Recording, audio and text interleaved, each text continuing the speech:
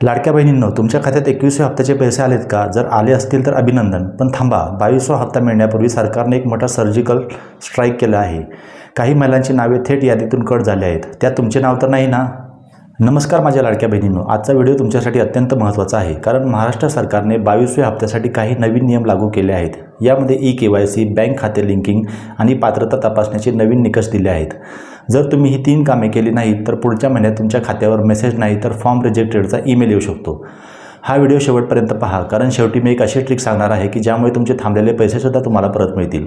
बहिणींनो, तुम्हाला माहीत आहे का, गेल्या काही महिन्यात जवळपास 4 लाख महिलांची नावे अपात्र ठरवण्यात आली आहेत. का? कारण त्यांनी फॉर्म भरताना केलेली एक छोटी चूक आता पडताळणीमध्ये समोर आली आहे. सरकारने आता डेटा क्रॉस व्हेरिफिकेशन सॉफ्टवेअर वापरण्यास सुरुवात केली आहे. म्हणजे जर तुमच्या कुटुंबातील कोणीही सरकारी नोकरीत असेल किंवा तुमच्या नावावर 4 चाकी गाडी म्हणजे ट्रॅक्टर सोडून असेल तर सिस्टम आपोआप तुमचं नाव कट करत आहे.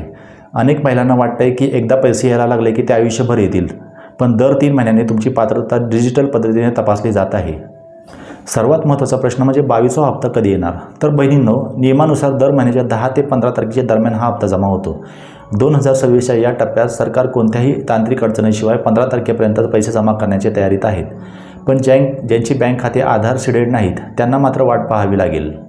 कोणाचे पैसे बंद होणार? तर बघा, 3 मुख्य कारणांमुळे तुमचे पैसे थांबणार आहेत.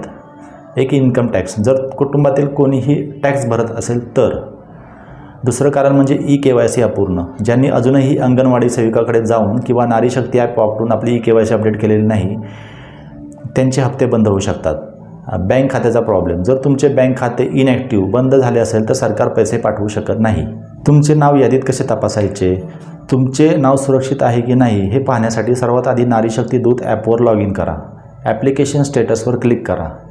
जर तिथे ॲप्रूव्डच्या जागी पेंडिंग फॉर व्हेरिफिकेशन किंवा रिजेक्टेड दिसत असेल तर लगेच दुरुस्ती करा.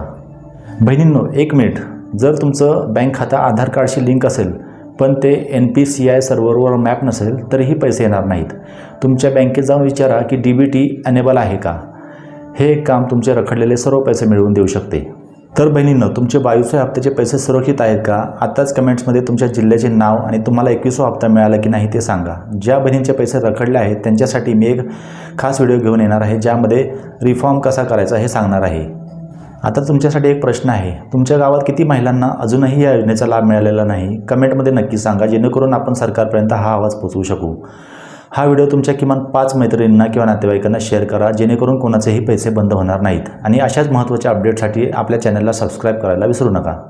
पुढच्या व्हिडिओमध्ये आपण पाहणार आहोत की ज्यांचे फॉर्म रिजेक्टेड झाले आहेत त्यांनी पुन्हा अर्ज कसा करायचा. तो व्हिडिओ पाहण्यासाठी बेल आयकॉन नक्की दाबा. धन्यवाद. जय महाराष्ट्र.